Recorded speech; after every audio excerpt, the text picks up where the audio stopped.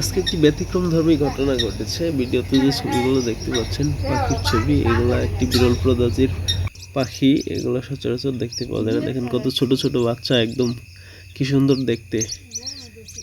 এই বাচ্চাগুলো আমার বাসার পিছনে ধান ক্ষেত ছিল, এই ধান ক্ষেতের মধ্যে একটু কচুরি পানা আছে, এখানেই তারা বাসা বেঁধেছে। পাখিগুলো আসলে চারপাশে একদম জলাশয় নেই, এর জন্য এখানে একটু জলাশয় পেয়ে এখানেই বাসা বেঁধেছে। তা আমার ছোট বোন এই পাখিগুলোর যে বাচ্চা আছে এগুলো দেখে সে দৌড়ে গিয়ে 4-5টা বাচ্চা ধরে নিয়ে আসছে, সে খাঁচার মধ্যে করে পালবে। তো এটা দেখে আমি তো পুরো একদম রাগে ফেটে পড়েছি, আমার তো মেজাজ সেই লেভেলের খারাপ হয়ে গেছে। আমি তাকে বকাঝকা করলাম, ধমক দিলাম, সে কোনোভাবেই ছাড়বে না, সে এগুলো পালবেই। তারপরে আমার বেশি মেজাজ খারাপ হয়ে গেল, আমি মারতে গেলাম যে তুই এগুলা কেন ধরছিস, করে ছেড়ে দিয়ে আসলো। আসলে এটা আমার কাছে একটু অন্যরকম লাগে যে যার যেখানে জন্ম, যার যেখানে বেড়ে ওঠা, তো সে সেখানেই থাকবে, মুক্ত পরিবেশে থাকবে। আর এই অবাধ বিচরণকে বাধাগ্রস্ত করা আর মায়ের লালন পালন থেকে বঞ্চিত করা, মাগুলো কীরকম ছটফট করতেছে, এটা আমার কাছে বেশি বিরক্ত লাগছে।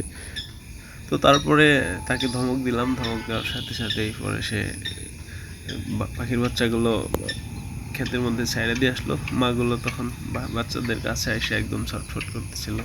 মানে এই বিষয়টা দেখে আমার অনেকটা ভালো লাগলো, যে মনে হয় আমি সারাদিন একটা অনেক ভালো কাজ করলাম। পাখির বাচ্চাগুলো, ছোট ছোট বাচ্চা, এই বাচ্চাগুলো কিভাবে লালন পালন করবে, কি অবস্থায় খাঁচার ভিতরে রাখবে, হয়তো 1-2 দিনে মারা যাবে। এগুলোতে আসলে মায়ের আদর ছাড়া তো বড় করা কিংবা লালন পালন করা সম্ভব না। মায়ের যে একটা আদর, মায়ের যে একটা ভালোবাসা, এটা আসলে কোনো কিছুর সাথেই তুলনা করা যায় না।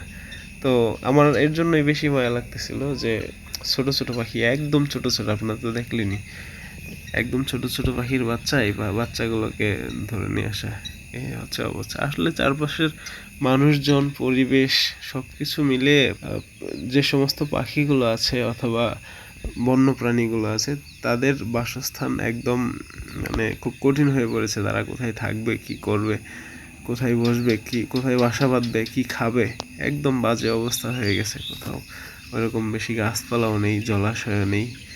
মাছগুলো আস্তে আস্তে বিলুপ্ত হয়ে যাচ্ছে, খাবার সংকটে পড়ে তারা বিভিন্ন দিকে ছোটাছুটি করছে অথবা বিলুপ্ত হয়ে যাচ্ছে।